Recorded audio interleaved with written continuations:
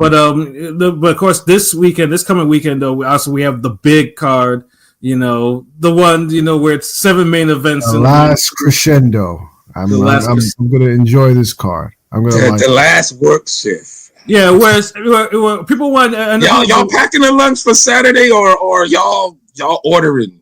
No, I'm going to a fight party for myself. Oh yeah. Okay, yeah. I will have my steak and eggs ready.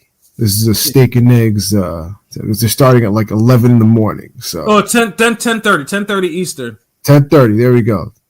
10:30 Eastern. Nothing says. It's 7:30. Nothing says fights. Nothing says fighting for breakfast like steak and eggs. I know. I saw fucking prelims start at 6:30 somewhere. Somebody said that. Are we getting hash brown with those eggs? I mean, all I know is fries. Yeah, I'm going home fries. Good old home fries. Well, I know. Shout out to my man, Mr. Leonidas. His Wiz is cooking breakfast, and then we're having a catered food later on in the afternoon. So his Wiz is cooking. So for the breakfast, so shout out to him for doing that. The fact that you're gonna eat breakfast and have dinner watching the same boxing card is fucking ridiculous. That is crazy. That is crazy. That is fucking crazy. It is mind blowing. I'm not gonna lie to you. That's I could not just imagine that in years, bro. Like, okay, steak and eggs. I had some home fries. We put hot sauce on them eggs. Make sure you got cheese on the eggs, and we vibing.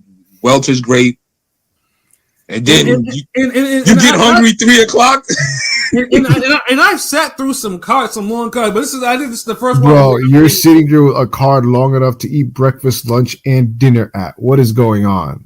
I'm all for this. Like, I'm happy. Like, I mean, because I'm a hardcore boxing fan, but I got a heart. Like, I really do want the sport to grow and be bigger and casuals. I want everybody to love boxing as much as I do.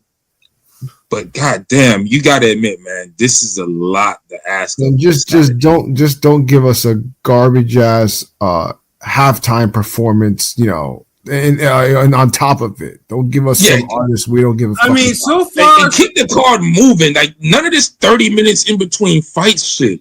I mean, so far, so good. I mean, I haven't heard anything about any special performances or anything like that. So, we heard about them already. They wouldn't be special, would they? Now, well, I mean, because usually Turkey would put out a tweet like, "Hey, the rapper Eminem will be here" or some shit like that. That's how I think. I'm thinking the fucking candy bar. The two big M&Ms is going to start rapping, nigga. Oh, I'm fucking be so out of. Yo, man, this all be so fucking out of touch. I gotta speak on this. This shit with the grip strength and the one show that they're in the ring and they're talking and the mic's cutting out. Like, yo, y'all need to get it together. Y'all gotta stop with this goddamn Amos and Andy, Ren and Stimpy, low level PBS style production shit y'all doing. Like, what the fuck are we doing? Like, niggas is like I get the aesthetic y'all was trying to have, but when y'all gonna do that, y'all gotta step it up. It need to look like some Legendary Nights, HBO film quality shit. Like, it can't just be like, all right, just get a bunch of niggas, throw them in the ring, put a couple folding chairs, and hey, let's rock out. No, right. And then the audio fucking up. Just get like y'all have too much money circulating to have these type of damn issues. That's all I'm saying. They just feel like this card has no type of buzz outside the hardcore boxing stratosphere. And it's a shame because you really have 7 main events, or at least 6. Because Smith Buatsi is. I mean, it could be a UK main event. Yeah. I wasn't trying to do that, but it's a UK York Hall type of main event type shit. But 6 main events and one strong co-main. Because I ain't gonna lie, Buatsi Smith is like that's a good co-main, but main event, I'm like, hey, mate, let's go to this card down the street. I got tickets type shit. and I believe that's the opener of the main card. And funny thing too, it's an actual 50-50 fight. It's more 50-50 than another fight. That's an actual main event, but it's not. It's a great fight. A great fight and great opener, I feel like. But yeah, it's not a. Yeah. Nah, because Buatsi could be fucking boring, bro. Yeah, he does fight Nick. I mean, both guys. Like, I've never forgave Callum Smith for what he did against Canelo because as a big dude, I was disgusted with how he fought in the Canelo fight. I know Colin was supposed to be like, Colin was a lot of hype and shit, and he just like. I mean, the dude was giving us fight of the years. He's big. He gives good performances, energy. It just remember he had the John Ryder fight where it was like, should have lost that. Yeah. And then Canelo's punching him on his arms, and he's getting knocked around the ring for 12 rounds and not doing anything, even though he's the much bigger fighter. And we thought he would give some resistance to Beterbiev, but Beterbiev just fucking throat punched him. And Beterbiev is Beterbiev, so like I mean, yeah, because he was throwing shit at Beterbiev. I expected Colin to do better than he did, at least a little bit. Shit, you know what I mean? Well, I mean, he did better in the. He has a good left hook. And he landed that on Beterbiev. I wouldn't have expected Yarde and what's his fucking name, Marcus Brown, to definitely do better than Colin against Beterbiev. That's all. I can feel you on that. Well, Yarde is a little different. He already was on his redemption tour and was coming back and shit. Like, so he kind of fought above his skill level. So I kind of get that. He built himself back up, and he did beat Arthur, I think, before that fight. So it's kind of like he got his lick back too. So yeah, he stopped him too. Yeah, you're right. He did. Yeah, I got it on TikTok. You damn, I forgot he did. You're right. Yeah, whereas Buatsi, I think it's point where he fucked up his career. Well, first he was with Eddie, and he made a lot, and he was actually a star on those Mandingo cards that Eddie used to be putting out during the pandemic, But Buatsi, for whatever reason, I guess he had a falling out with Eddie, and then he went to Queensberry, and then he was like, "Yeah, I'll never fight on an app again," and he was bad mouthing fighting on the app, and now look at him now, and then he's having struggle performances. I know Denzel Bentley shot him. That's kind of like he's not he doesn't really he's not like that, but yeah, his Buatsi has lost is starting to spoil on the vine, and it's starting to show. For a guy that actually has power, he still has 0, right? He hasn't lost. Remember, he hasn't lost, which is but I remember that Willie Hitchison fight that I watched. He's looked like shit though. He's looked like absolute shit. He hasn't stopped anyone in a while. And that Hutchinson fight was very telling. Yeah, I was watching this podcast, and this guy keeps calling him like the UK poor man's Andre Ward. What the fuck? God damn, yo. And that's what I'm saying. Like Buatsi, like I mean, I want to like Buatsi, but he doesn't give me too much to like. Nah, he don't, man. Like he really don't. But who has him actually? Who has Buatsi beating Callum Smith? I actually got Smith in this one. I got Callum Smith in this one. So the same. What are we thinking? We thinking decision or KO?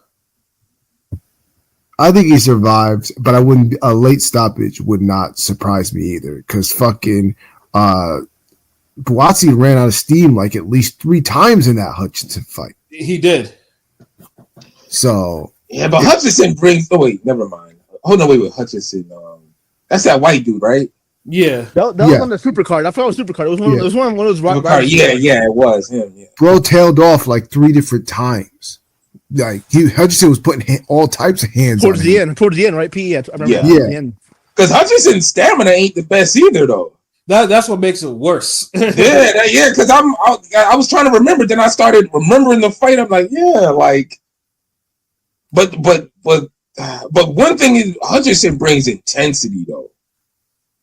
Like I feel like Callum Smith is one of those like, if Callum Smith played basketball, he'd be like almost like an Eddie Curry type of nigga. Like the stats and numbers that look good, but there'll be times where you're like, yo, he's just a big for no reason ass nigga.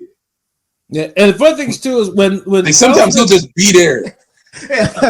Well, that's the other thing. How much you had Callum Eddie Curry, huh? The thing is that with Callum, it's how much does he have left in the tank? Because he hasn't been the most active, and he's taken a couple beatings.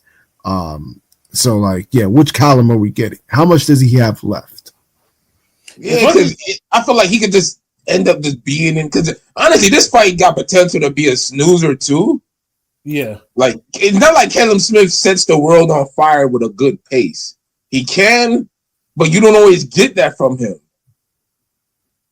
Yeah, and he can actually punch too, which is the thing. Like, he has punching power, but it's just like he does. He gets complacent. That's Yeah. Thank you, Pilot. Like that. That's the best way to put it.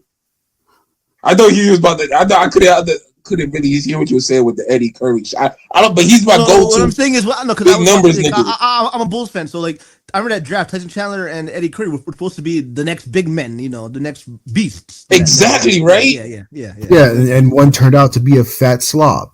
Yeah, man. He had a heart problem though. Eddie Curry did have a heart problem or something, but probably because his diet and shit. But yeah, I mean, come on, bro. Like, you can't say you have a heart problem and then eat like shit. After you get in the league, you got a heart problem. Yeah, like, where was this before? Yeah, he had a heart problem in more than one way. So yeah.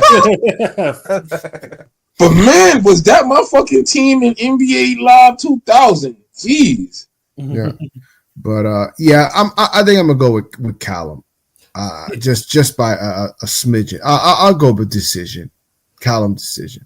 Yeah, I'm actually although officially I bet on a money line for Callum Smith because he's the actual betting underdog. So, but I'm going for a Callum decision myself.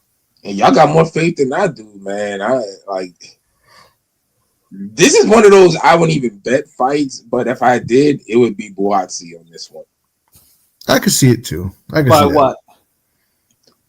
By decision. For some reason, I just think this fight could be about boring decision where I feel like the first fight on this card that's really going to start like I don't feel like this is the fight that's going to set the card off. I think the Shiraz and Adames fight is what's going to really just make everybody wake up. No, this is the fight. I think Zhang fight before that, so maybe that one. But okay, so yeah, that's going to be the one. Yeah, Zhang and Caballero. But this is the fight. If you woke up late, it's okay. Or motherfucker got your steak and eggs running kind of late. Your breakfast kind of taking too long.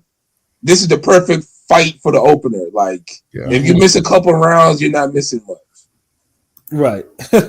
Whereas you're not trying to miss any rounds from the other fights. And that's including the Shakur Stevenson fight. Absolutely. Buatsi by decision. What's your prediction for this? Just like what LB said, I think Buatsi by decision. I think he's going to actually get up for this fight. Is he going to stop him? No. I don't think so. I'd like to see that. I like to see it, but I think he is a little bit more or less shock worn. You know what I'm saying? I think he knows if he wins this fight, he's at 175.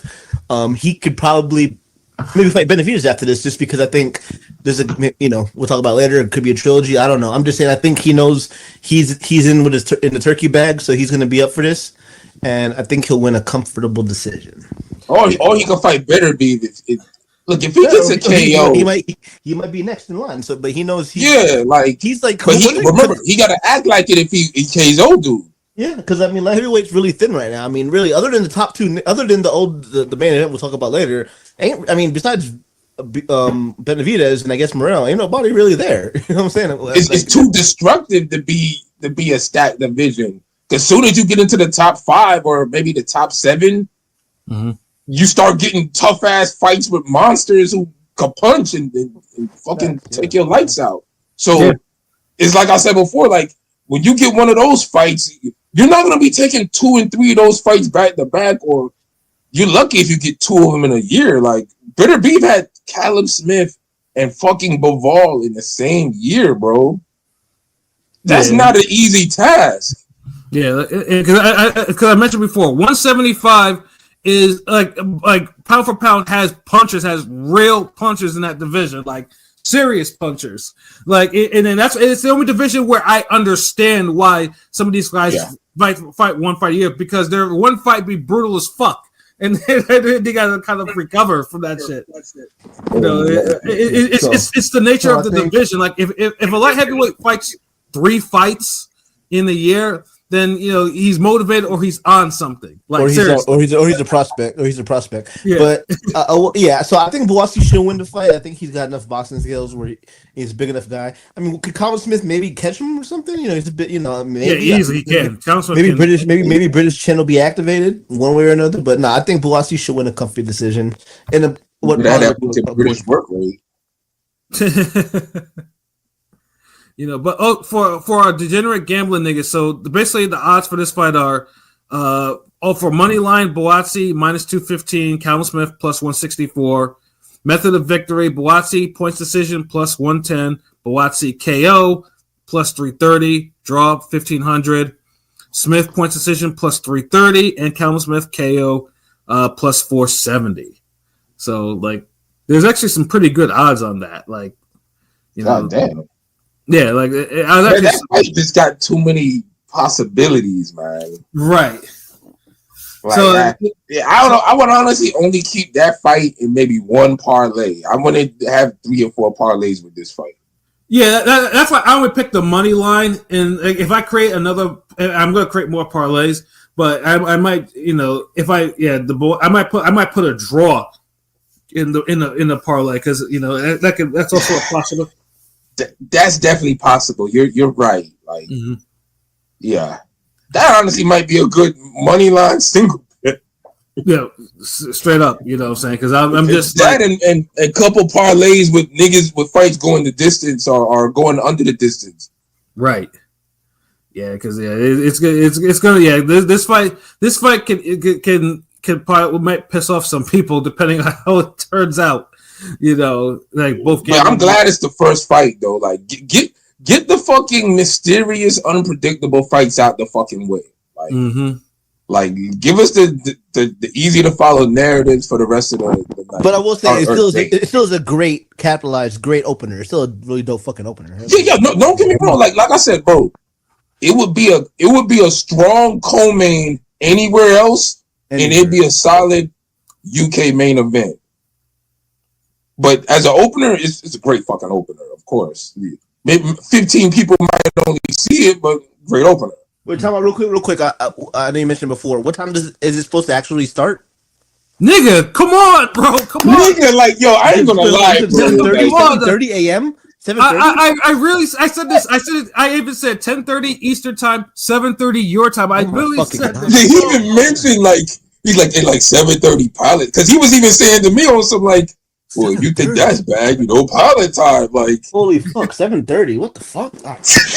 Yeah,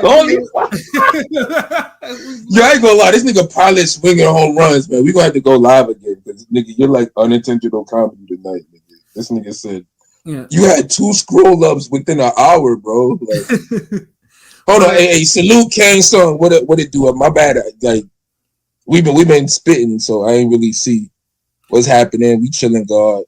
Lord Frieza, salute Earthlings. Yeah, that's my Shutter's fan basis for that one. Yeah, like. but then the next fight though, like, should definitely set off with Zhili Zhang and Ajit Caballo. And this is where heavyweight right now, truthfully, is in a golden age right now. Like it really, it's in an era right now because. Heavyweight for the most, and this is you could definitely attribute this to Turkey and then whatever. But heavyweight right now is, the fights that are getting made there are making sense, and they're for the most part they are delivering. And this one is fascinating because Caballero pretty much came from being like stuck, like fighting like once a year in Germany after he beat Chisora that was still prime. And nigga, that Chisora win is aging good. Yeah, exactly for him. And then he's coming. Crazy, I'm saying that. Yeah, that's why I said prime Chisora. Like that was a Chisora that would still give you a really super hard fight. Like and he beat him, and then he just fought these 1 fights a year in Germany. But I think Pete mentioned that he had a lot of promotional issues and stuff like that. And then all of a sudden he came back and. He's bodying Boogeyman. Makhmudov, Boogeyman, bodied him.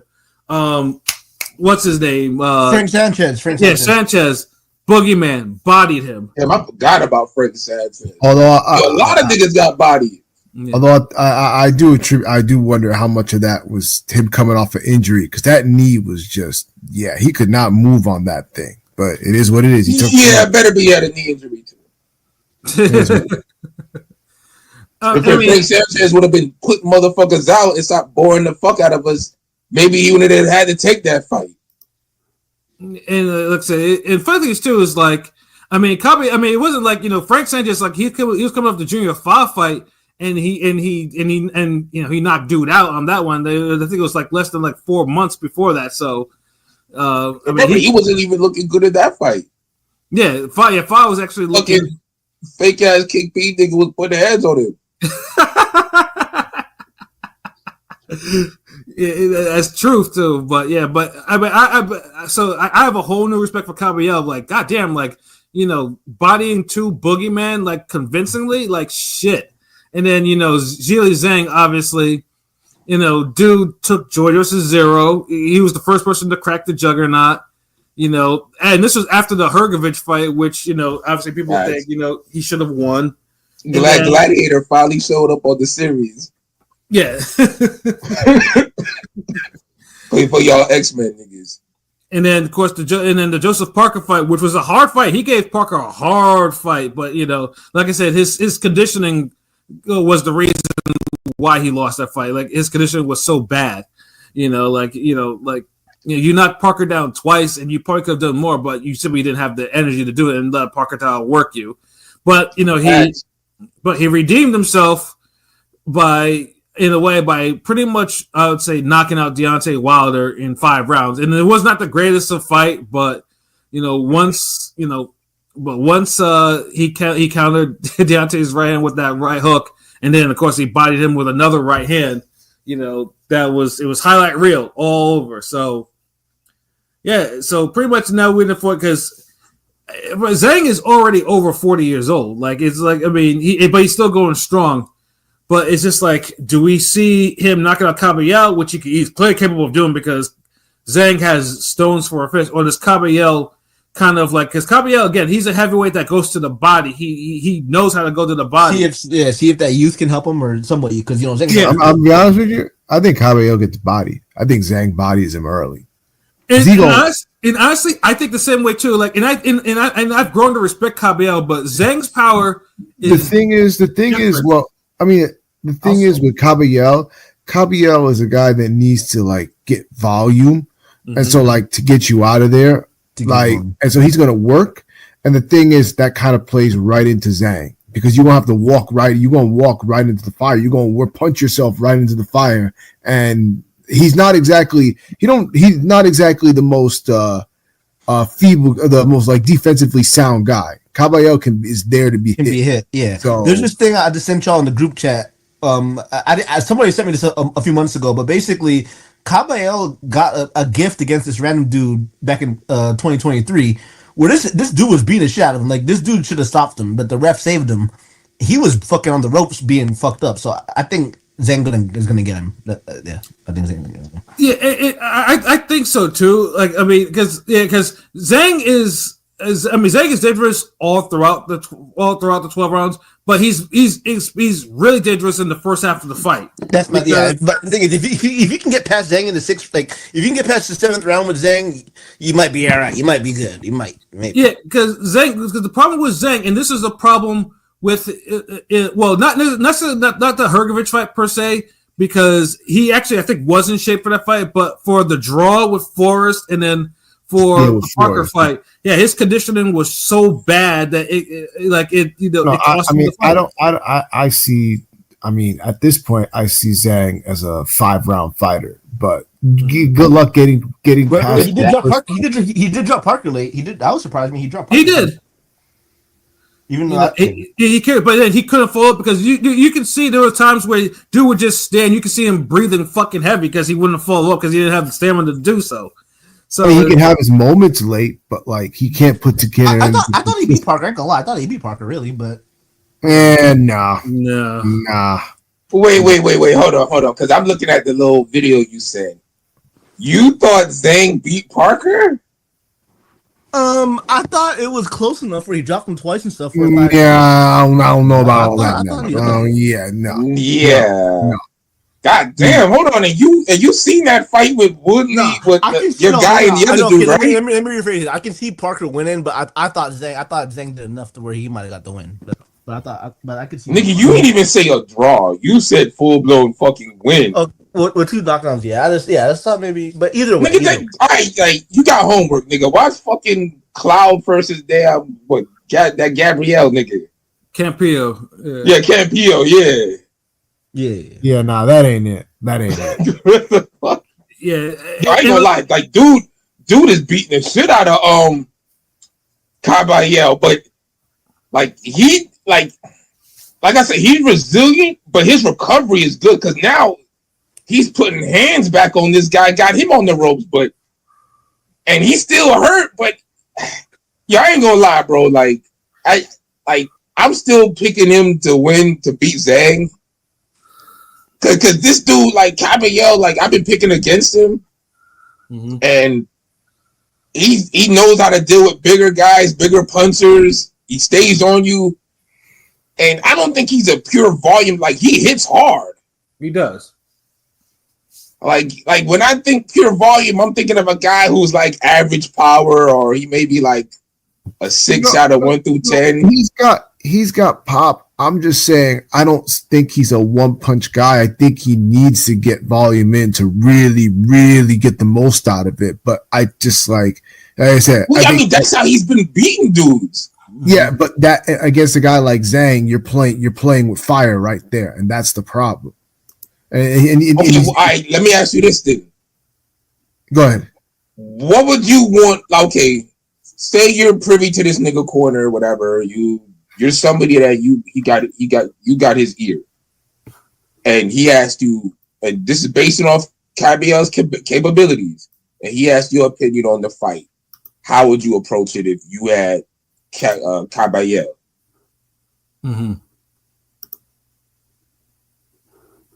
What would you have him do to beat Zhang if you don't want him to do what he's naturally good at? Because I feel like he's more like a Lamont Peterson, Brian Jennings type of mold, but more active, like more volume. No, and I get that. Like he needs to have the volume, but it's just a matter of just picking your spots. Like I don't think you need to just be volume. I just think it's more like know when to press the button, when to push forward, and when to just picking your spots. Because that balls to the wall shit against Zhang's gonna have plenty of opportunities. You want to limit Zhang's opportunities, so push him back a little bit. But he look like if you put Zhang back, like bang, like remember that one fight with this nigga? Was it down here in Hollywood? The one fight with this nigga almost died or some shit. Had a heart attack. Was it Jerry Forrest, the old black nigga? Yeah, like where he was dehydrated. Yeah, that was the part where it was like he damn dehydrated all the time. Did he get the draw? He literally get that. Did he get the draw right, or did he get a gift? He got a gift draw. He should have lost that fight. Yeah, he should have lost that bullshit. Yeah, I mean, basically, if you had better draw on that fight, you would have made mad cheddar. But yeah, no, he should have lost that fight big time. So and Caballero came back and stopped this nigga in the highlights that Pilot showed. Like within the next round, like. He knew how to survive. He clinched. He stayed close.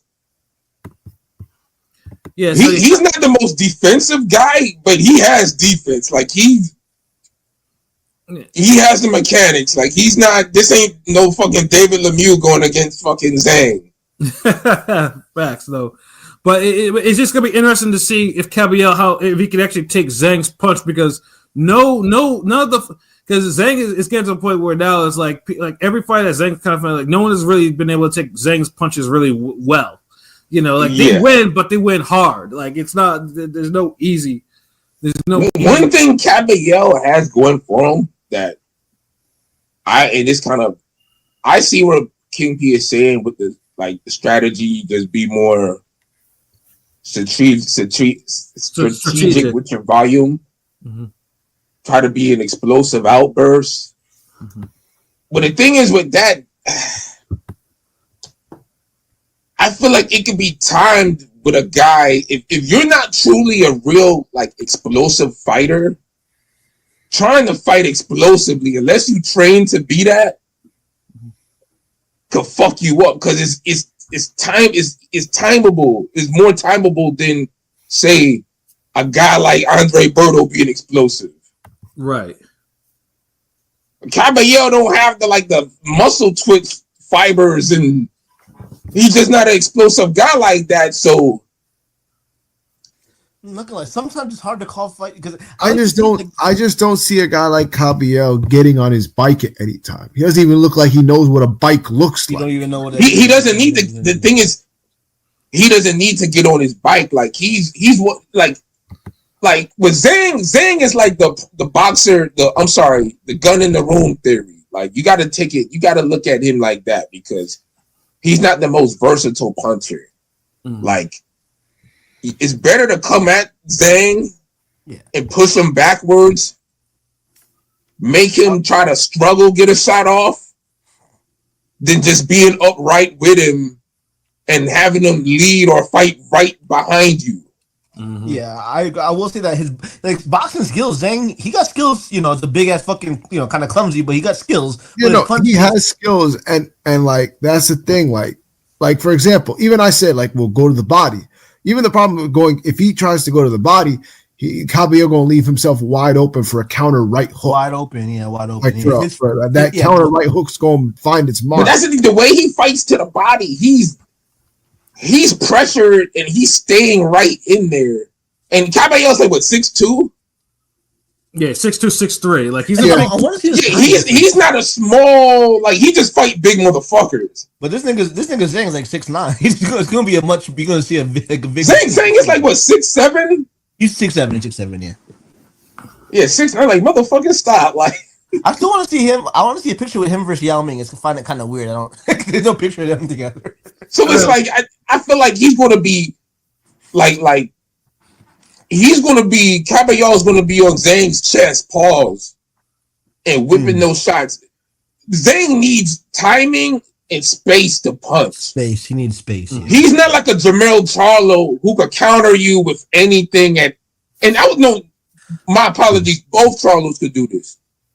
He's not like the Charlos where I've never seen Zhang land a short little uppercut, sneaky uppercut. Yeah, he's not no creative, hyper versatile counter puncher, drop of a dime, like fuck this. If you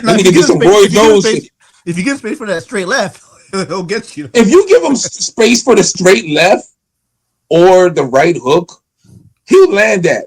If you give him timing for it, he'll land it. But if you take that away and have him struggle to get those openings, and you got him fighting on his back foot, and you're on his chest, and you're just kind of staying on him, you take away his best attribute, his best weapon.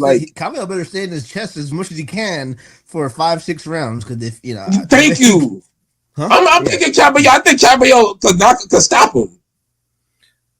Yeah. So yeah, I mean, maybe Caballero 10 rounds. It probably you think the same way too. That you think Caballero can? No. So they're making me fucking maybe change. Come on, Sutterworth. I mean. Come on, pilot, co-pilot. I'm picking Zhang. And I'm still picking Zhang. I was gonna say 5 rounds, but Shutter did make it interesting. Fuck. I'm still picking. Yeah. Dude, think about this. Look, bro. When's the last time? Look, Zhang is fighting somebody who has the attributes of everybody that he's fought accumulatively. If you think about, he has power, he has work rate. He knows how to fight on the inside like Joseph Parker does. The thing is, he just don't have the quick hands that Joseph Parker has. But Zhang ain't really that quick either. No, he is not. Zhang's not quick. Zhang's slow and bumbling. He's a bumbling motherfucker, yeah. Yeah, he's a clumsy, awkward motherfucker. Baby Huey ass nigga. But I will say this though. Cartoon rooster. I will say this: if Zhang actually comes in, let's say maybe in the high 250s, low 260s, then I feel that there'll be a bigger chance. Sometimes it's really hard to call a fight until the weigh-in, until really close to it. So it's tough to call this one, man.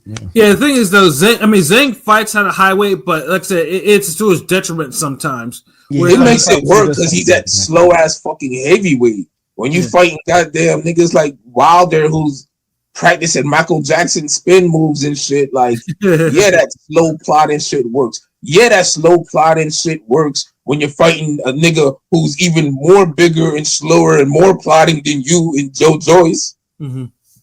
All that shit works, but you saw what happened when he fought a smaller guy who's more active, more volume, more skills. Mm-hmm. Yeah, he dropped Parker twice, but you seen it. Yeah, exactly. And Parker, that's the first time Parker really kind of stood there with a bigger guy. Like, remember, like Joshua bitched up Parker. Yeah, and then Joe Joyce knocked Parker the fuck out. Thank you. Yeah.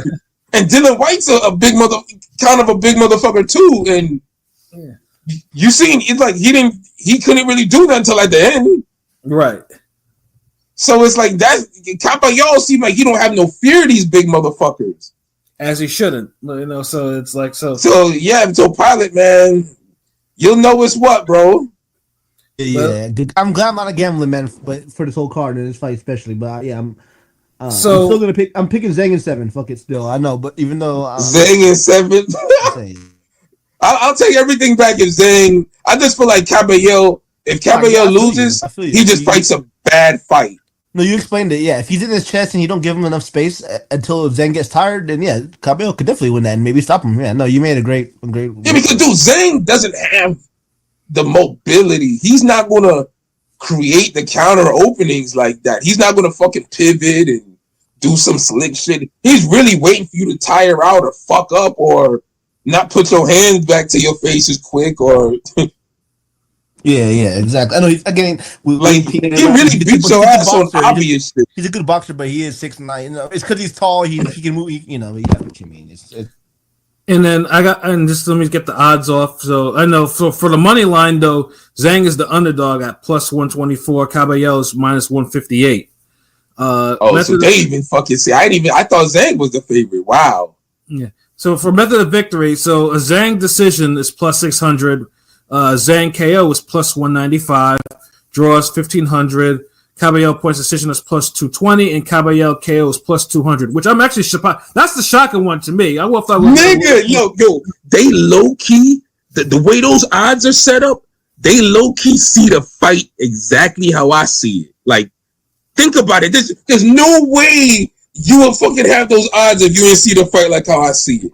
Because they can literally see Caballero stopping this nigga late. That's why they don't even want to give you the odds for it. That's why I'm saying. That's why I'm kind of surprised by these odds. But that's why I picked Zhang. That's why I picked a Zhang KO because I was like plus 125. It's you can I can. What round though? Like I'm thinking he'll probably by 8. Like he'll probably get him out of there by 8. If he's still breathing and standing by then, he ain't pass out.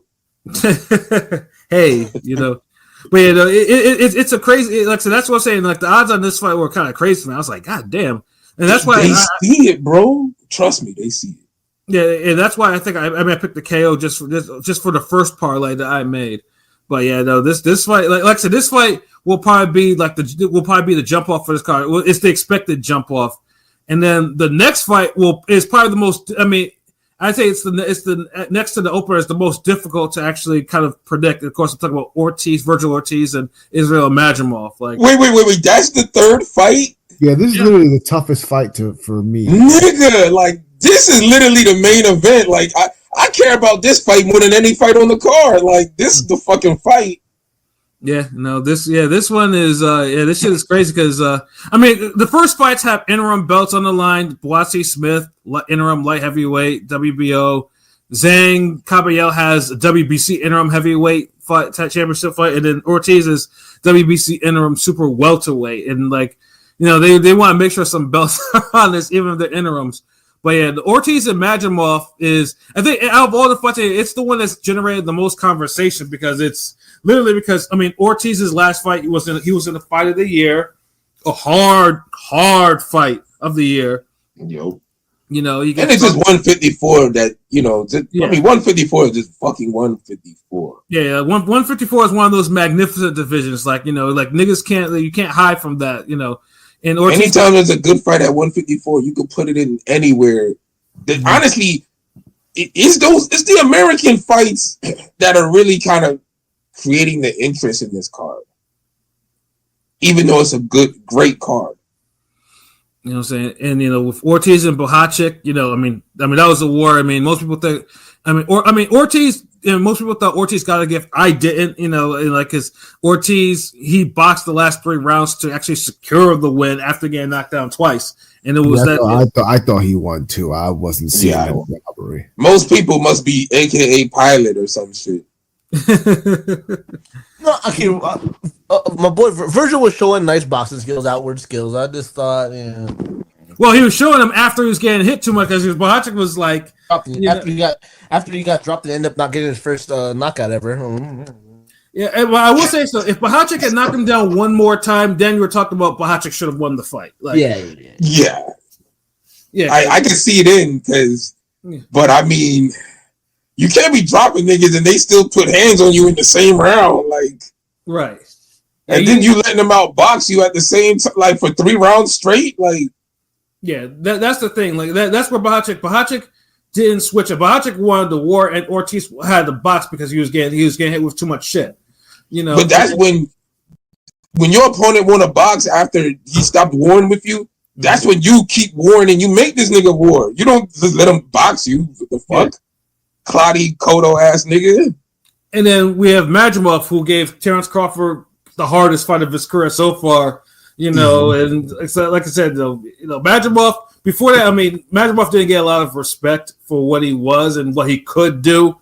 You know, and pretty much he only had like 10, 11 fights that like most niggas ain't see. So yeah, well, they're on American TV. They're American app based TV that has like 350 subs. I mean, even though like parts of that fucking fight with Crawford felt like a staring contest, but whatever. Yeah, right? But I mean, at the end of the day, Crawford was lumped up, which he's usually not, and you know, and he had to win. And on the cards, Crawford had to rally in order not to get upset. I mean, Crawford was on a 10-11 KO win streak, so yeah. I mean, I know it was a new division, but it's like 7 pounds. Dude, yeah, think about it, but you're throwing a 115, 113, a hard 115, 113 type fight right at the end of a bunch of ass whooping KO streaks. Yeah, facts. So like some people say 160, 112, but fuck out of here. Radulov definitely took 5 rounds. Yeah. Like I Crawford had to win the last 2 rounds to get that fight. To secure it, to secure that shit. Yeah, because everybody was too tit for tat for that fight. But since everybody got powered, like you could see it on their faces. Like you seen the clips. Like there was times where Madrimov would land 3 shots in a row on Crawford. Like, but hold on. I will say we've never seen Madrimov. I mean, Madrimov's usually an awkward fighter that'll lunge from a fucking half the ring. This nigga had his hand in his pocket, like that meme from a couple months ago. That nigga had his. I never seen that before for a reason. You never seen him fight a Terrence Crawford either, too. Before. Yeah, facts. Yeah. Yeah. So pretty much that fight is pretty much kind of established. Madrimov is not 154. Fighter to play with because because like I said, if you're not careful, like you'll really get into his wheelhouse and you'll catch a beat down or you get put through the ringer. So that's what makes these two fights, these two fighters like it's just like it's the style contrast. It's like one style is going to be dominate the other. Like it's either one or the other. Is Madrimov's footwork and unorthodox punching, although he fights fundamentally correct, he can, or is it gonna be Ortiz pressure and the fact that if Ortiz gets hurt, he fights even harder, which is a trait that's not you don't see that a lot of in fighters today. Like someone who fights like the devil. Well, this might work against Madrimov. So this fight is a fucking crazy fight. I ain't gonna lie, I'm happy for this fight. Man, this is Virgil Ortiz all day, man. Yeah, me too. Yeah. I think, I think, but the thing is, Madrimov and Bohachuk are different. So like, what worked for Bohachuk won't work for Madrimov. Like, I don't think he'll be able to deal with the pressure off. Like, Madrimov's punch selection isn't all that great. His output isn't all that great compared to Bohachuk. Bohachuk has better punch selection than Madrimov, and better equipped to fight on the inside. Madrimov's not fighting on the inside with Virgil. He'll lose that fight all night if he just hold on. Pat, Shutter, do you think you got Virgil winning? You got Virgil stopping? And Madrimov doesn't even employ the jab as much as he should. And against a guy like Ortiz, if you're not even going to employ the jab like that, then yeah, you're hurting your chances even more. But the problem is Madramov's offense throws from his movement. Like that's the thing. Like if you're not careful with Madrimov will hit you with some shit that you're not expecting. But Madrimov is now fighting dangerous guys. So you seen what happened with the Crawford fight, like he kind of nerfed himself, and that's kind of to Madramov's deterrent because he kind of stopped doing the shit that got him to the dance. Like Madrimov is it? It's one fight. It's one fight. So I don't know. Yeah, but it's telling when your last fight was an elite guy, then you're fighting another elite guy. When you have a telling flaw or make a big mistake on the world stage is one thing, but when you're making it against an elite guy and then you're fighting another elite guy, it's not good to go against another elite guy and you're at a deficit with something. I mean, I think Madramov's skills are a lot better than Ortiz. Like Ortiz, I think Ortiz showed some. I don't see it. In the Bohachuk fight, he showed some. I mean, he was able to switch it where Bohachuk wasn't. But them 9 rounds, Bohachuk was just putting way too much hands on him. And then Bohachuk is not a mover like that. He was straight up and down. Like it was too. I think it wasn't too sophisticated. Ortiz is catching way too many hands before he started to switch up. That's better for Bohachuk. Madrimov can't fight like that. Madrimov's style exactly. So I don't expect him to, but I do expect him. And Madrimov, fucking, he handcuffs himself. Like if he's not like jumping around, moving on some Nightcrawler shit, he ain't gonna be pumping no steady jab. I will say I'm more confident in Madrimov, beating Bohachuk than beating Ortiz. I'm actually confident in Madrimov actually beating. Yeah, Ortiz. No, Madrimov will beat Bohachuk. Hold on, Pat. You got Madrimov by decision or KO? I can see a decision, but I can also see a late KO on Ortiz. Ortiz I just don't. Ortiz is just a little bit. I love the fact that he has power, and love the fact that when he's hurt, he fights back super hard. But he got dropped twice on his first true. He has some defensive laughers that make me like, yeah, no, that Madrimov will take advantage of. Madrimov can might put him in a blender with all the movement and shit. His first true test. Because I'm sorry. Wait. Let's hold on. Let me finish. Bohachuk wasn't his first true test. Virgil Ortiz has been gradually tested on every level he's been to. His biggest test, whatever. At 154, it's more like he finally fought somebody Okay, no, because at 154, he fought 2 Africans that ain't ever win shit, never will win. I'm talking about career-wise, bro. You got to go back to the Orzako fights. No, his biggest fight. Mean Machine is his biggest win, right? Other than Hooker, all those fights were right on the level for Ortiz at the time. Fair, that's fair. It's not like Bohachuk isn't the crazy step up. You know what I mean? It was the best person at 154. But personally, to me, I think Madramov's better than any of the guys he's fought. Personally, to me, I think. Yeah, I think so too. Yeah. So it's gonna be a tough fight. Of course. Look, if Madrimov is the best person fucking Crawford fight, then he's pretty much gonna be the best guy fucking Ortiz fought. I think Spence is better in a sense of more accomplished and everything, but I know what you mean. Yeah, but if you put the niggas in the ring, yeah, Magic Ball. Just like Brian Castano, like Spence retired now. He's just a bigger, better version. But so P and LB. So you're thinking Magic? You're thinking Ortiz decision or Ortiz KO? Decision.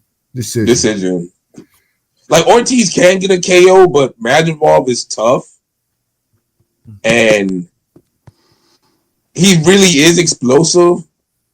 Like he could be that guy we was talking about earlier about the explosiveness, like the Caballero. Like if you told him to be like, yo, like I want you to box behind Virgil and kind of lull him into counters, and when you get the counter openings, explode. Meaning, if you could lure him in and do a pull counter with the right hand, when you tag him with the right hand, start pressing him backwards. Like you get close, work the jab, hooks to the body. You can maybe take him to the ropes, but then when he keep him on the ropes for maybe a minute or not a minute, like a couple hits, then gradually get back off and just keep employing that strategy. Like counter, explode, force back. I ain't gonna that sound like some like sexual assault instructions.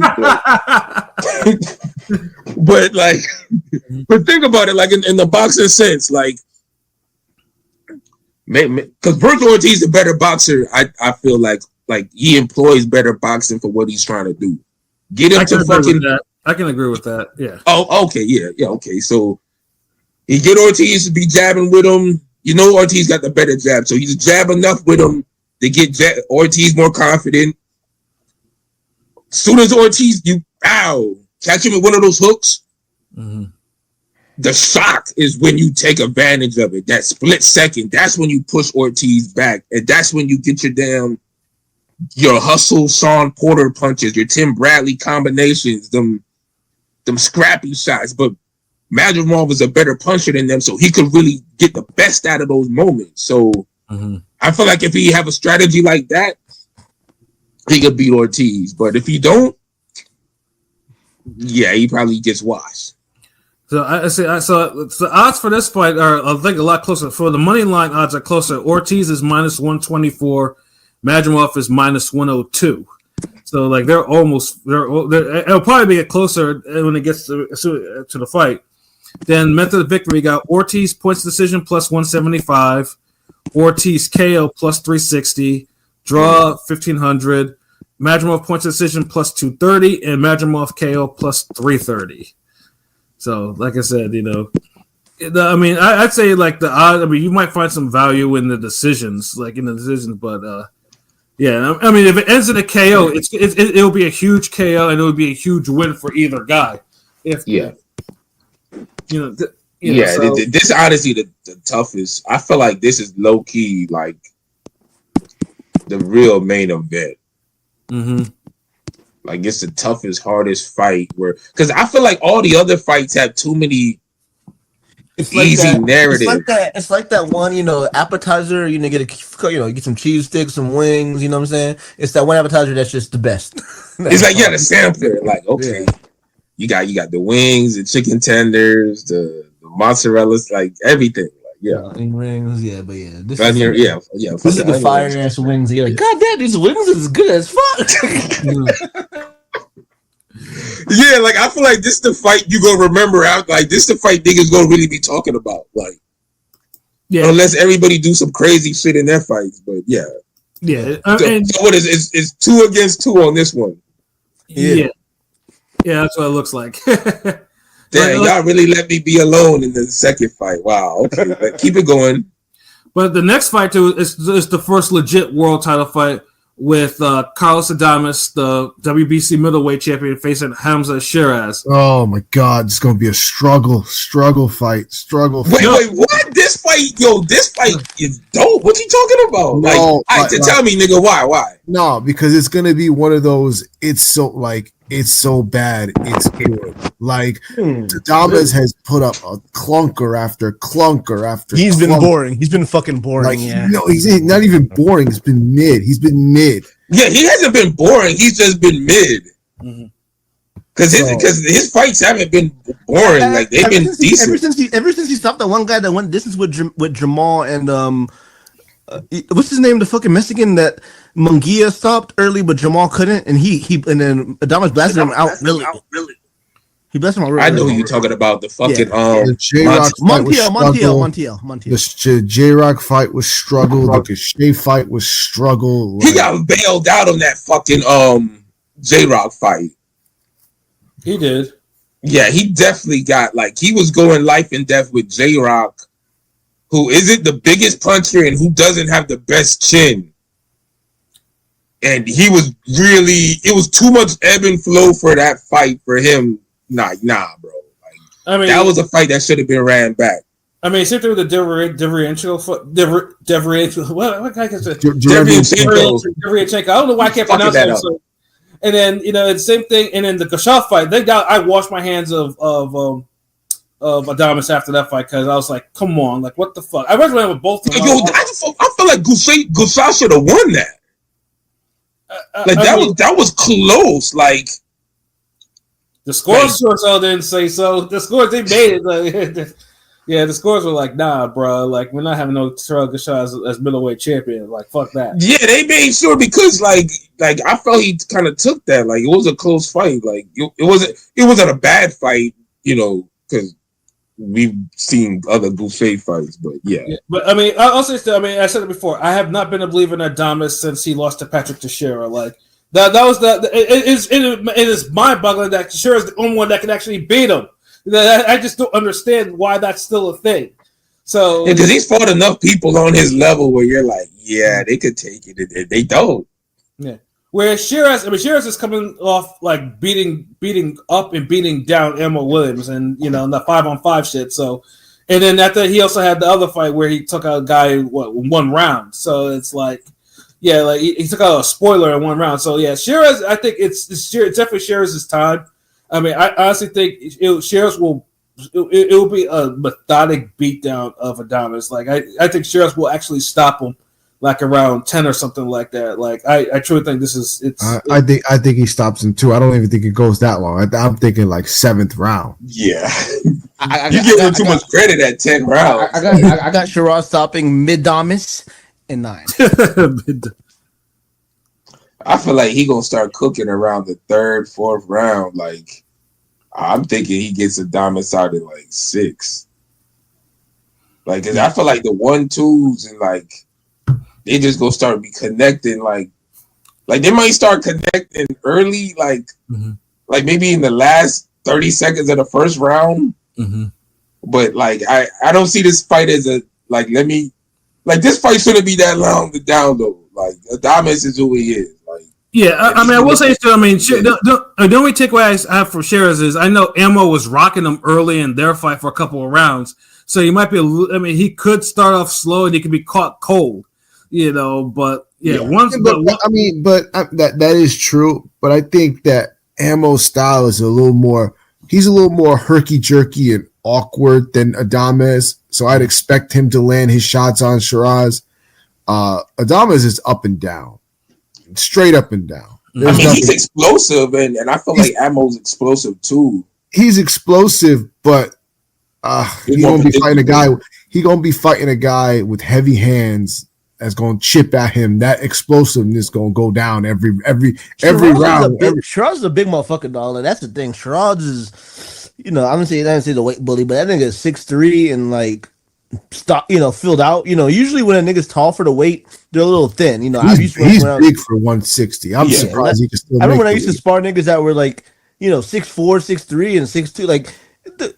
Tall, just tall and lanky motherfuckers. They were usually thin. You know what I'm saying? This dude. Yeah. You talking about the Kingsley Kiki ass? But I'm saying Shiraz is even though he's tall for the weight, he's not he's not a stick figure. He's not a toothpick. Yeah, he's like a Tyler Smith, he's solid. Yeah, exactly. So it's Adames. What up, Rob? My bad if I ain't shut you out. Adames is good. I wish Adames and Lara had a unification. What the fuck? Somebody take Lara's fucking belt. Adames is not good, but whatever. But I'm saying somebody take this Lara's belt. Make middleweight. Make middleweight. Adames has the style to be a good opponent to better fighters. He his intangibles are shit, but whatever. Yeah, there you go. Like when you on surface level, Adamas look like he has the goods, and he does really. But the way he puts the goods together, and then when you factor in the intangibles, you kind of get like a high, low, mid. He don't have like he's good at what he does, but his tool bag ain't really. He don't have much. His bag ain't heavy. I don't know. It's hard to explain. One thing he got him. He could do this shit. Like Shiraz don't really have a big tool bag, but he knows how to use his tools better. He knows how to use his fucking length. His pause. He knows how to use his fucking. I mean, I will say this. When Adamas was at when Adamas was at 154, Adamas could put together some punches. At 160, that shit is like non-existent for him. Also 154, fucking Teixeira, bum ass. Yeah, he could do it. You gotta take the good with the bad, bro. Yeah, he could do it at 154 for like how many rounds? 3 or 4 rounds, and it just all went downhill. You gotta say gas. Yeah, he's turning the Pascal. Garbage. Yeah, his gas tank is garbage as fuck. It's a little better now at 160. Now, would y'all beat now? Yeah, he's a 7-round fighter. I wouldn't be surprised somehow if Shiraz got chin. British chin gonna happen eventually. I mean, he gonna get clipped at one point. Yeah, at one point eventually. Yeah. Yeah, because niggas in this weight could crack, but it's like he's another one of those dudes where I feel like you got to take the Zhang approach. Like you gotta like make him. Like push him backwards and don't give him space to really throw hands. Like when he gets his distance and he gets allowed his leverage, he's gonna just bomb you out. And I feel like he hit hard enough where he might one punch. It might not even be like an accumulation beat down Adamas. He might one like jab right hand, boom, oh shit. Yeah. No, I feel like it's gonna be like a straight shot that's gonna get it's gonna fucking like Adamas is good, but he's open to be hit. So it's like I feel like Shiraz is good, long enough where he's just gonna be able to just land something that's gonna be like, oh shit, okay, and then game over. Yeah, he's gonna it's gonna look like I'm trying to think like could dude is like a Dollar General Sergio Martinez. Sergio? Without the movement. Oh, well, not the crazy movement. Yeah, because he's capable of the movement, but he moved in that Gousset fight. All that explosiveness and jumping in, and one uppercut gonna send him to the fucking shadow realm. So, all right, he might get caught at the end of one of them right hands, and it's like, oh shit! Like I feel like this is the fight. I feel like we might get like a crazy knockout.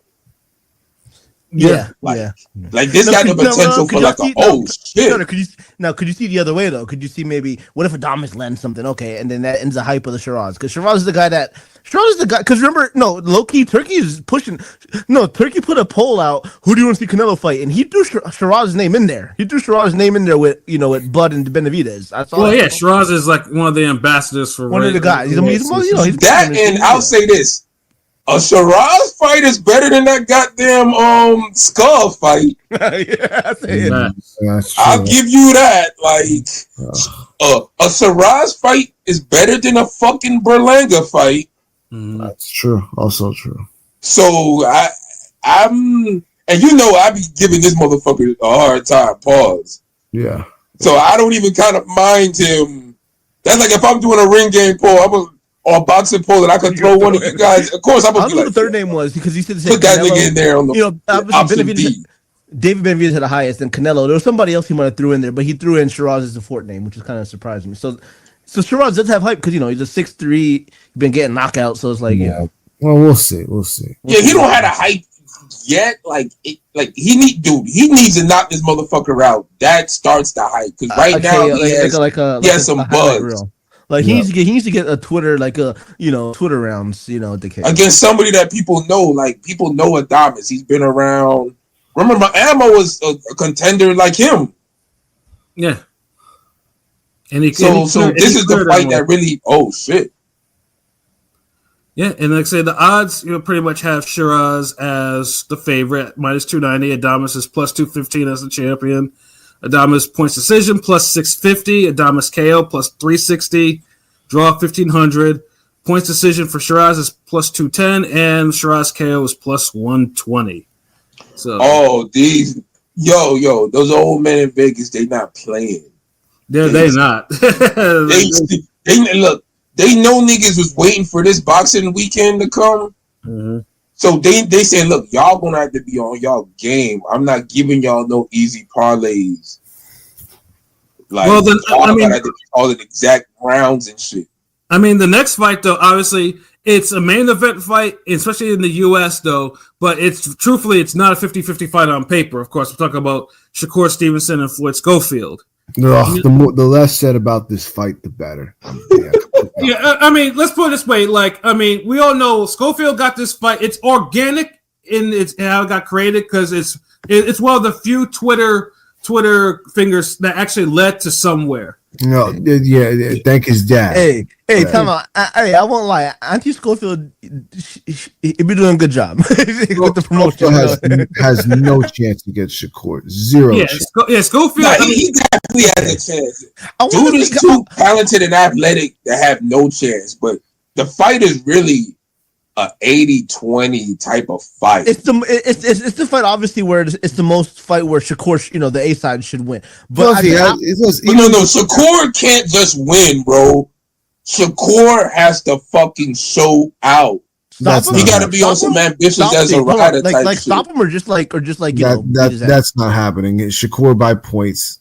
Dude, look. If you don't stop him, it needs to be, it needs to be like a Jeff Lacey, Calzaghe type of beating. I want to see.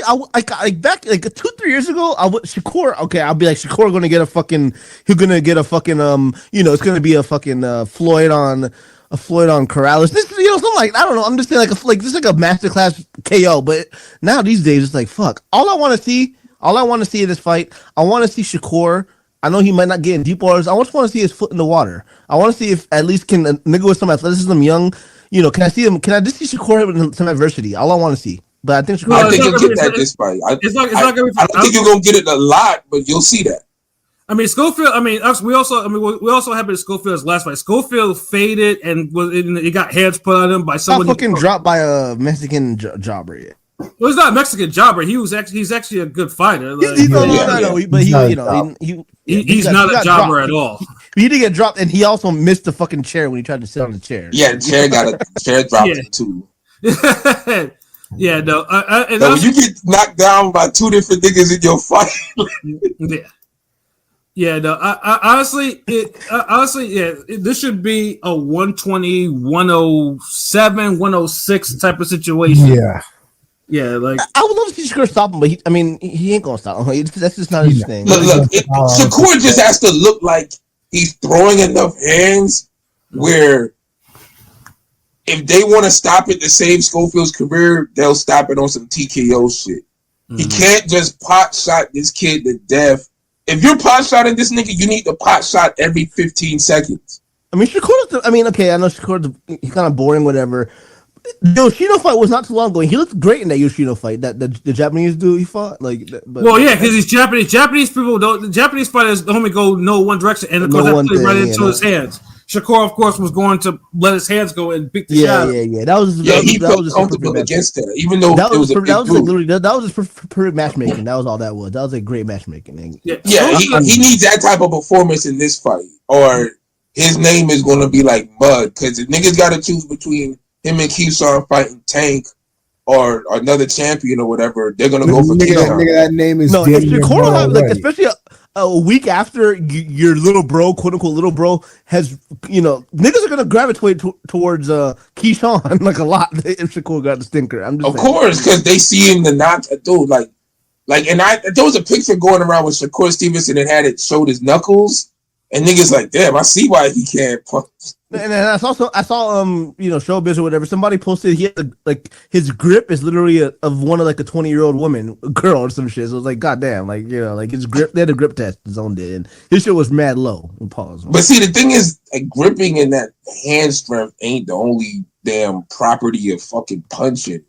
Shakur Stevenson, he's not really standing in the pocket enough to put his weight behind shots. He don't trust his chin. 126, 130, 120, 130, he was coming forward, walking niggas down, even Oscar Valdez a little bit, but it's like, goddamn, like you don't trust your chin, nigga, like you don't trust it. And I feel like Schofield and them could capitalize on that, but they got to do it early. Like they got to make Shakur Stevenson wary early. Like they got to take advantage of something, get right on them.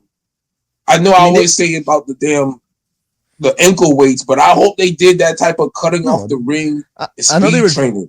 I know they were trolling in camp, but they had Joan Guzman and Ronnie Shields, and Joan Guzman was a mainstay in the camp or whatever. But it's like, I know Schofield. We've watched it come up. Like me, I root for any young nigga, any young American nigga. I'm gonna follow them that are kind of getting some traction. It's like, Schofield, he hasn't really improved all as much as I thought he would by now. He got a little bit of Sean Porter in him, so I think he could put Shakur like a little bit in the water. I don't know. I hope he does, but look, the best thing he got going for him in this fight is more. He's one of these niggas where he's more sold on the intangibles than anything else.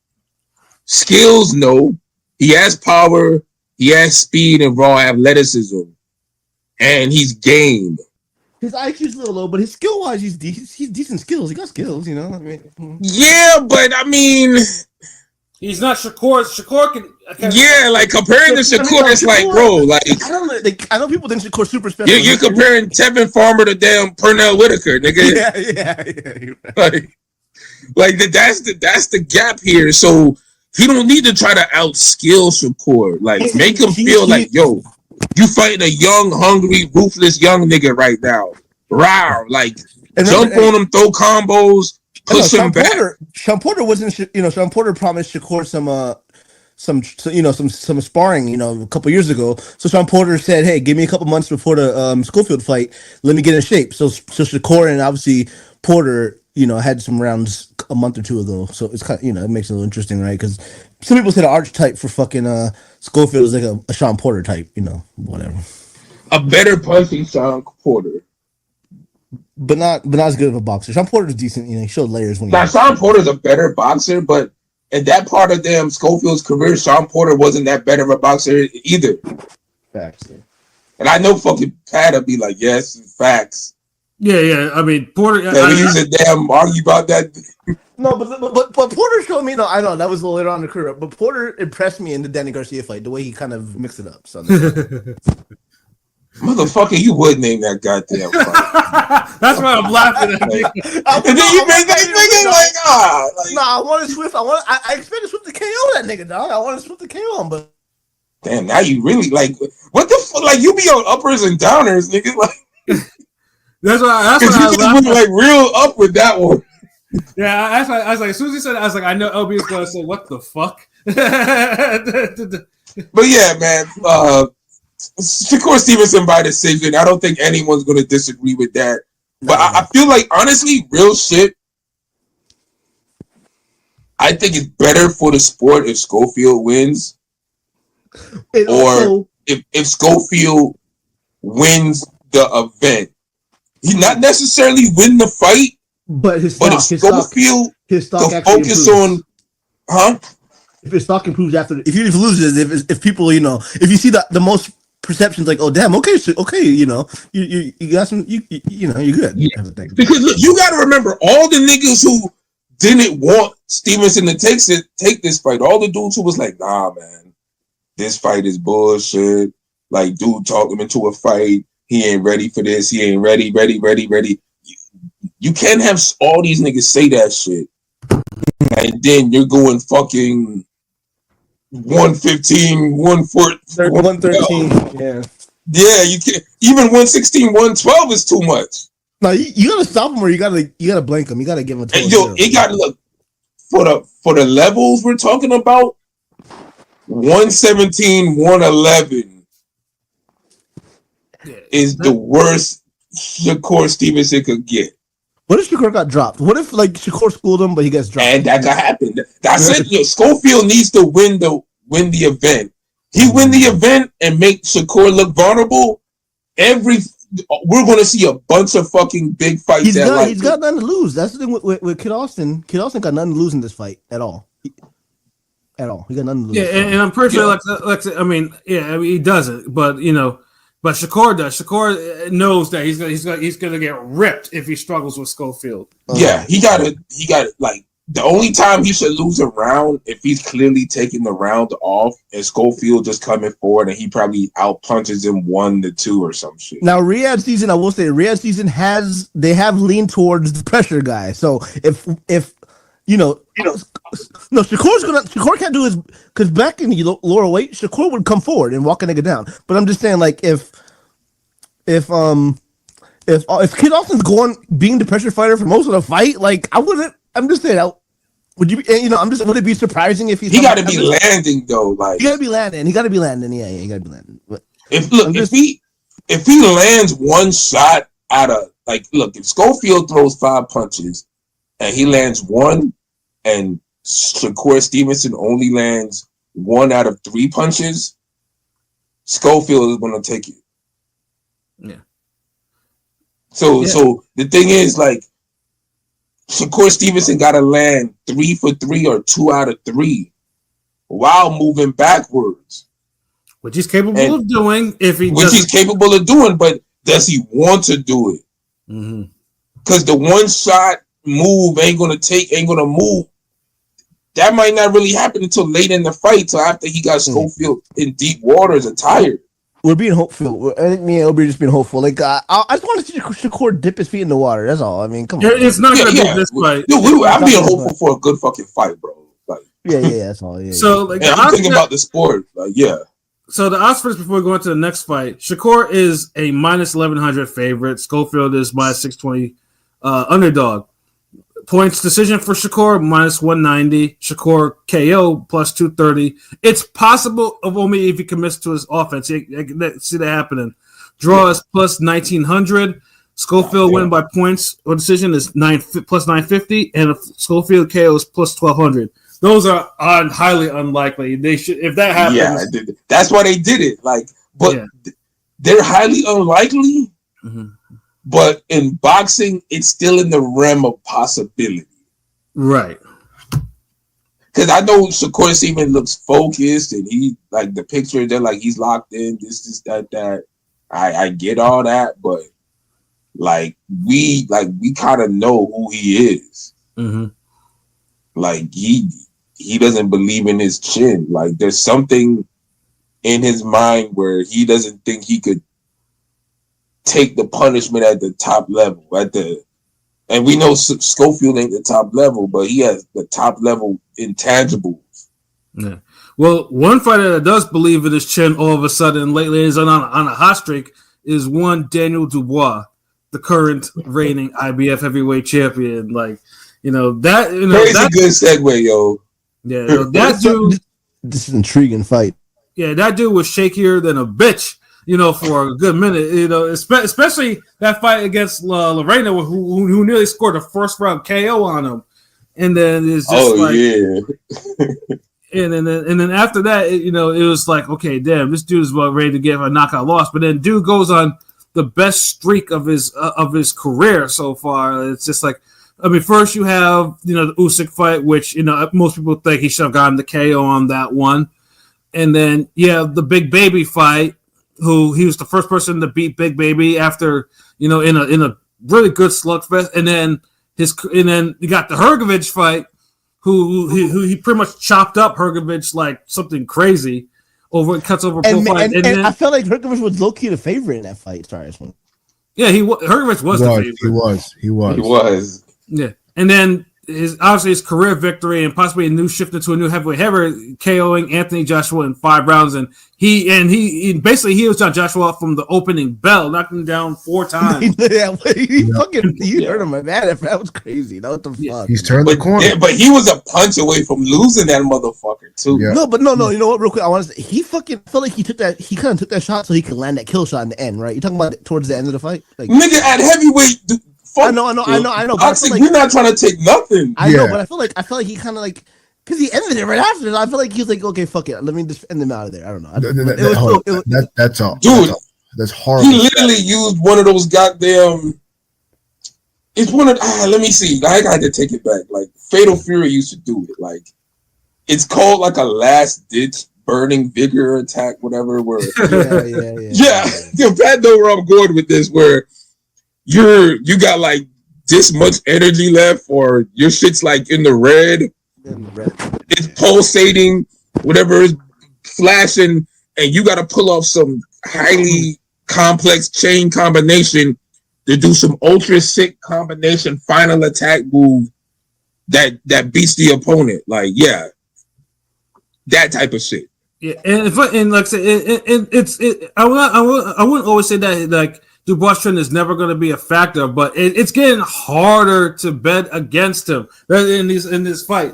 No, Andy Lee. I mean, trainer Andy Lee had done a great job with him. Like, it's crazy how much he's improved, man. Like, for real. Yeah, Andy Lee's low key developing into a really good trainer. Like, like facts. And I mean, Andy Lee knows boxing. There's no question about it. But he's actually been able to, not too many world champions can actually make that little transition to being an actual competent trainer. So he's actually doing a really good job at that.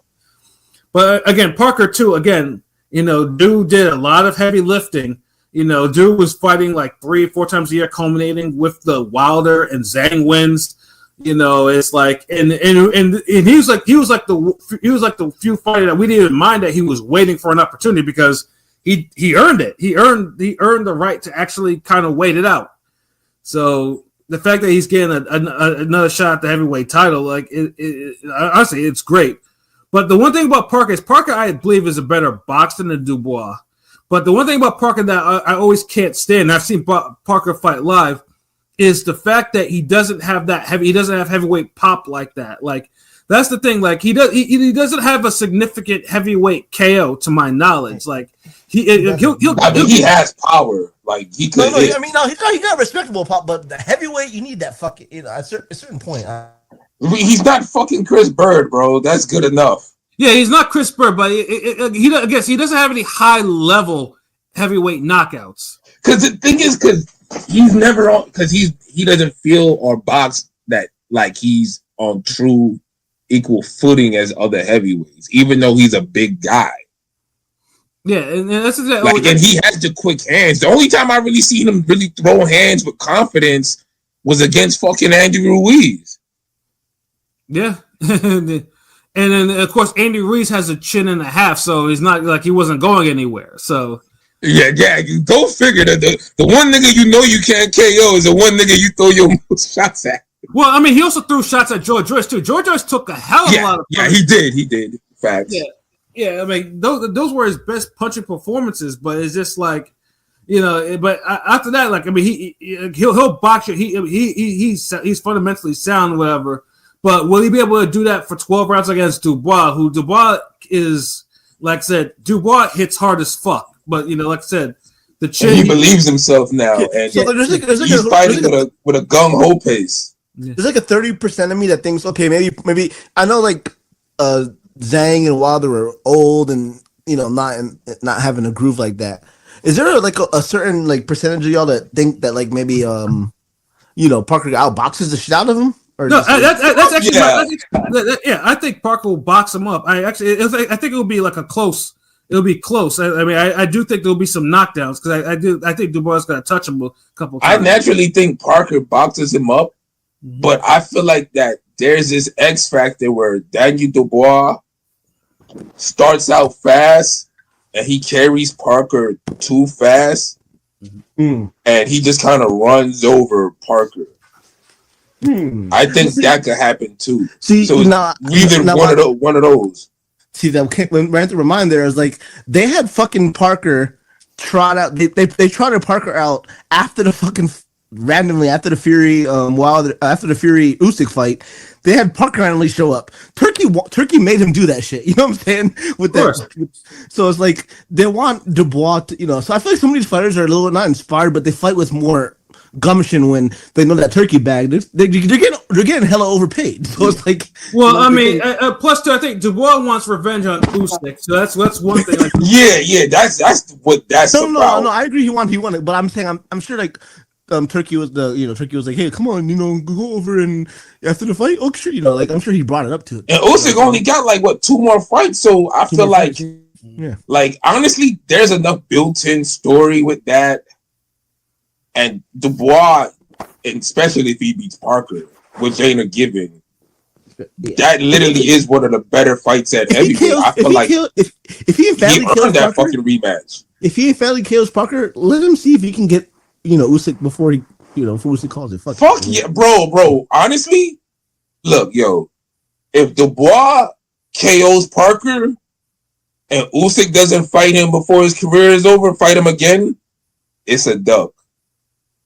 Yeah. Pure duck. Dude. Because look, bro, if Daniel Dubois didn't earn that fucking fight after this, then there's no way you can earn a fucking fight in the history of boxing. Yeah.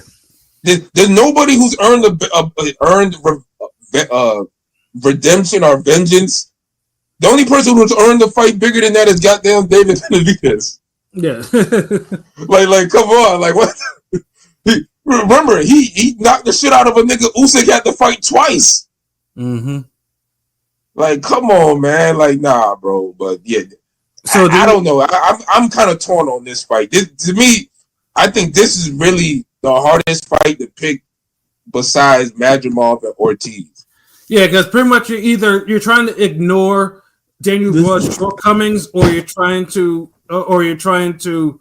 you really believe in Joseph Parker's skills. Or it's like you kind of like not to say overrated, but you kind of like overvalued that fucking AJ destruction. Because I did pick AJ. I think all of us picked AJ, but I wasn't surprised. I mean, it was cool, but I wasn't really. That's what made the fight so appealing, because it was like a 60-40 or 55-45 type of fight where it's like, come on, like we knew Dubois had a chance. Like I was debating, damn. Yeah. Like, and it wasn't just a chance. It was like a good nigga Schofield got a chance. Yeah. Like Dubois had a great chance against. Yeah, exactly. So it's like, fuck, like this is a great call, man. I mean, main event wise, it's like it's a good call. It's a good main event. It's a great main event, but it's like as a co-main, it's really intriguing, Yeah, I mean, for me, I'm sticking with Parker decision. Really? You got Parker? Yeah, I have Parker. I got. I'll say Dubois in 8. Dubois in 8. LB, what about you?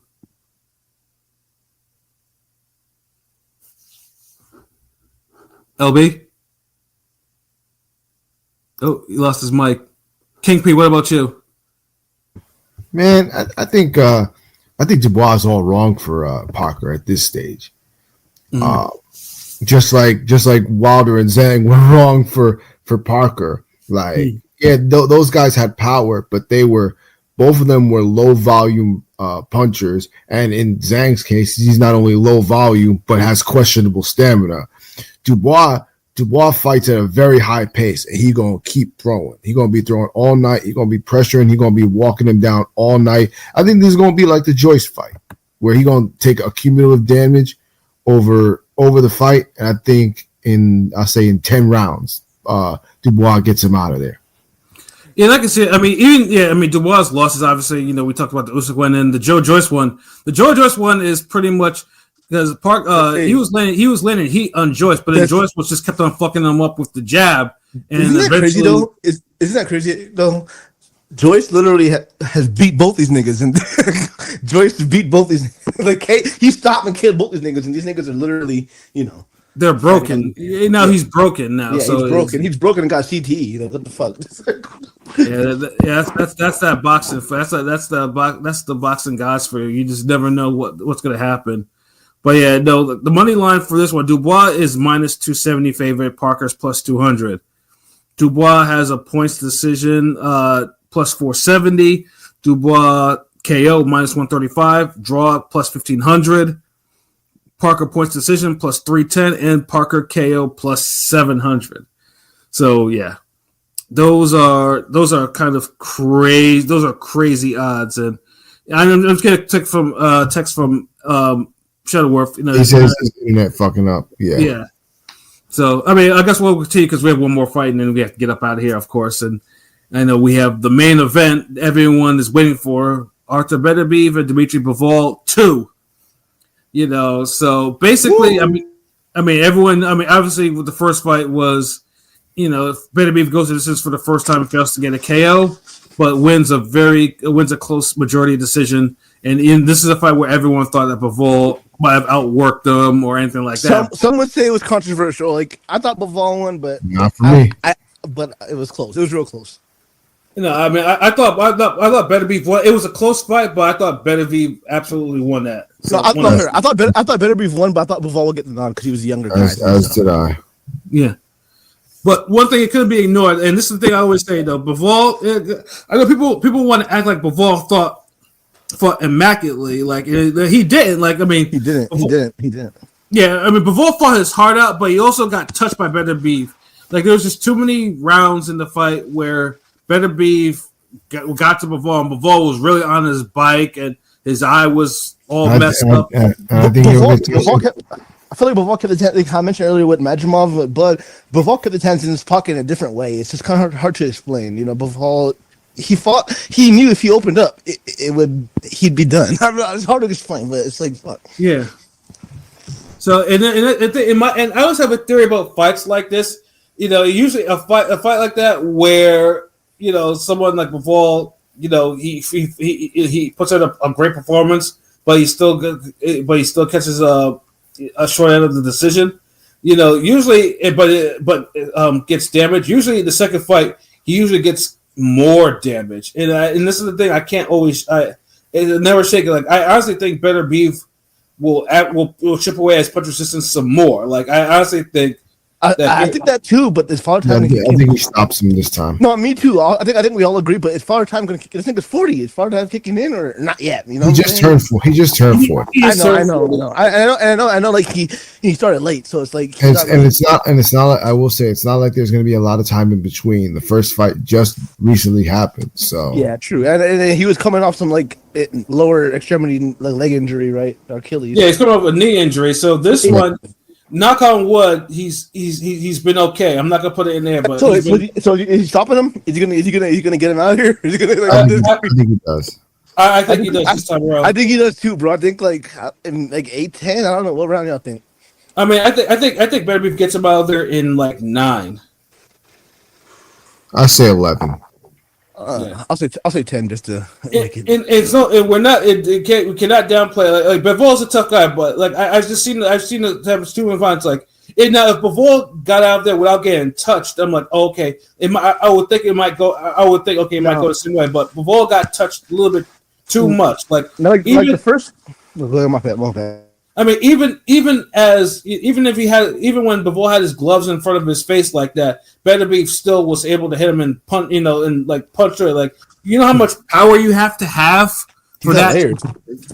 Beterbiev's got layers. Like that's the thing. Like to me, Bivol is a really talented boxer. He's good at what he does. But it's like I don't know, man. I think Beterbiev's gonna stop him. Well, LB, you're back now. So, yeah, because I know you said you have a prediction from PJ and everything, bro. So let us know what you think about Beterbiev Bivol too, and let us know what PJ says. Oh, my bad. I'm gonna feel like an asshole for this, but what was y'all predictions for Parker Dubois? Like I'm so fucking. I said Dubois in 10. Parker decision. Dubois in 8. Fuck. I just think those are great picks, yo. I just think it's gonna be like the Joyce fight. I just think this is like Dubois is gonna chip away at him slowly but surely, and then in the late rounds gonna pay dividends. It's not like he's facing Wilder or Zhang. Both guys are low output guys, and then with Zhang it's low output plus questionable stamina. Dubois gonna keep coming at him all night and won't stop. So. Yeah, and after picking against Dubois 3 times in a row, it's time for me to pick him now. So yeah, and I've been picking Parker lately on all these fights, but yeah, Dubois, maybe decision. But I think he pulls him. He takes him fast. All right. Shouts out to Parker because he built himself back up after Joyce lost. We all thought he was done, but he got 4 wins in a row and won against 2 top 5 heavyweights. So it's like, it's really like you don't get too many fights like that where everybody earned their spot and they're truly a main event. Like, where it's like you're the two best fighters at that division before the championship. Like, well, undisputed. Like, you don't have a clear. Like, all I'm saying is most divisions don't have the two clear-cut best guys fighting each other. Mm-hmm. Like you do in that fight where the winner truly. Oh, okay. I guess we had Benavidez Morel. So fuck it, my bad. But yeah, that did. So yeah. Funny. Okay, y'all niggas had pilot. I mean, what's the other? PJ hit me up like right when I was off the line. And he wanted to hear y'all opinions and thoughts. But his prediction basically asked him for Saturday's fights. Is PJ, Canada, what it do? Is Bivol's fight to lose? I'm sticking with the old man. He should have now healed from those injuries so he can press even more. The drills he's doing to moving his head, I doubt it will stick. Bivol needs to be willing to dig to the body and wrestle a bit too. His volume is great, but I like shorter, purposeful bursts and try not to autopilot. The youth dictates Bivol, but Arthur is not your average aging fighter. Fighters nowadays hitting or at 40 aren't as worn out anymore. Yeah. Yeah. So yeah, PJ with Beterbiev, and I agree. I'm picking Beterbiev as well. Yeah, I think all of us have picked Beterbiev. So it's like, I mean, it basically, because like I said, I mean, it's not Bivol can punch, but he's not an elite 175 puncher. It's also not like the last fight was that long ago. Facts. And I said in the first fight, like I felt like it had to be like he needs to stop Beterbiev to win the fight. He needs to he needs to stop. He needs to like beat it. Knock him out. I feel Beterbiev now knows like how he affected him in the first fight. If he gets more aggressive, it might get even worse the second time around. Exactly, and that's what I think. I mean, I know Bivol's been kind of doing more wrestling training and stuff like that, but do you really want to be doing that with Beterbiev, like wrestling? You're not going to outmuscle Beterbiev. Like that's not going to work. And if anything, I think him trying to out wrestle him might just tire him out even quicker. Yeah, I don't like. One thing I don't like doing. I'm not going to wrestle a Russian motherfucker in the ring. Like I learned that from the Kasazu Shambe Mitchell days. You don't wrestle those motherfuckers. Like they up here doing Zangief shit with bears and shit, nigga. Like I'm not. It could work. It could work in spurts, but like because Bivol's not used to doing that all the time, like I think he would have to like he'd probably try exert too much energy to have to wrestle and hold him off, and that would just chip at his stamina bar even more. And we saw the fight don't even need to be at that distance. If he's wrestling and grappling this motherfucker, he already failing. Yeah. Hey, I see these niggas like 8 years old wrestling with full grown bear pubs and bear cubs and shit. Like what the fuck? That shit do. Like Bivol can't win this fight. The only way, like, if he learns to effectively punch off the counter, like moving his head, if he could do that, implement that, he could win this shit. But that's the only thing I really feel he could do. Like, because everything else he does, there's a counter to it. There's an answer to it. I feel like Beterbiev might stop. I mean, he might drop or hurt him early. I feel like it's like that. I think Beterbiev gonna stop his ass. Like maybe 11th round. Yeah. Someone said 11. I said 9. I said 11. Yeah, P said 11. Oh, too. I just said 10. Maybe 12, bro. I said 10 to make it cute. Pause. But yeah. 10, 11, 12. Yeah. But yeah, I can see like a stoppage coming in anywhere between the 9th and 12th rounds. Yeah. Like I said, the only X factor is father time. And like I said, like I think like P said, like, there or you, LB, like there wasn't a lot of time in between those two fights. Like, the last fight was in October, so it wasn't like they were on the shelves. Like this is a quick turnaround for especially for these two guys. Like especially for Beterbiev. Yeah, I think that's better for Beterbiev. better for better be, but better be it. But yeah, I think that's actually better for him because it's like it keeps him in that zone. It keeps him closer to the original performance. What? Nigga. Because I feel like he really had to fight above, like because due to the injury recovery and shit. Right.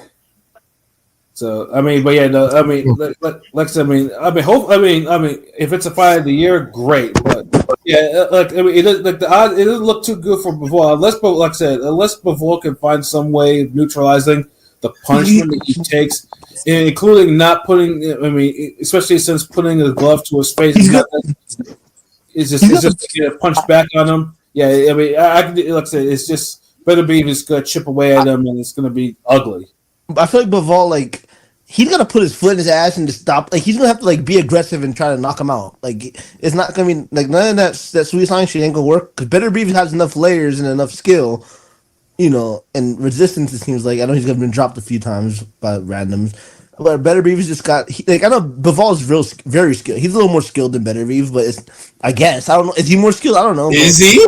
Yeah, that's what I'm saying. Like, remember, he can't even punch off the counter. Like, he can't even punch off the counter. I know At least we've seen Beterbiev slip and throw a right hand before. Beterbiev got skills. I mean, clearly he has skills. So it's like, I know people think Bivol has a more slick boxer, quote unquote slick boxer, but yeah, he's not really slick. He darts in and out with a high guard. Like, that's all. Just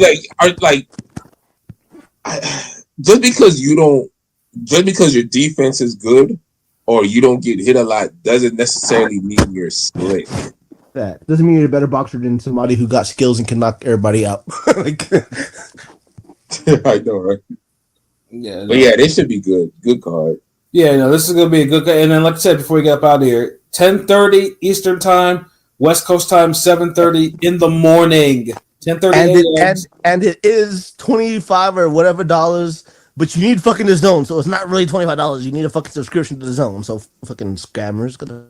Or you can go, or you can go. Like I said, you can do like me. You go, watch it with a whole bunch of people, or go to Dave and Buster's early in the morning. where I'm sure they are airing. Niggas gonna be at Dave and Buster's like 10 o'clock, waking up to see it. Like, wow.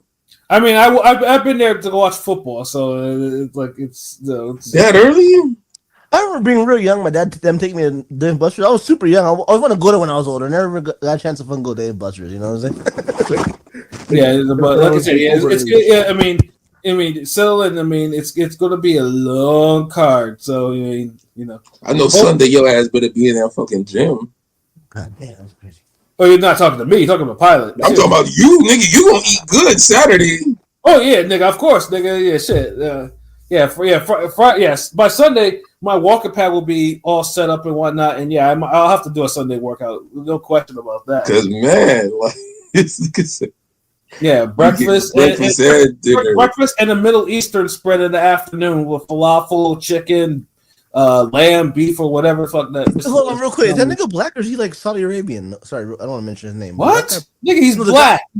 He's Haitian. Yeah, like no, I'm saying that's really random. That nigga gives you a full Middle Eastern spread when he's a black nigga. That's all. Sorry. Yeah, it's the whole theme, nigga. That's the why he did. Yeah, because some people love the card so much they want to even eat the same food. No, I feel it. Honestly, I had some some Muslim homies I'll be smoking with, and they'll be in the. So Middle Eastern food is fire. So yeah, it is. Like I have nothing wrong with Middle Eastern food. I can eat Middle Eastern food all day, every day. But yeah, it's I'm telling you, dog. There's a place down here with this Indian place that sells the pizza, the tandoori pizza and shit. Like best I just realized pizza I've ever had. Yo, there's a place like that, like a couple towns over. I've been meaning to go. I've been meaning to actually go there. I always keep forgetting to do it, but I see it whenever I go, like in Grubhub or wherever. I see it there, but I never. But I always forget to actually go there to go pick it up.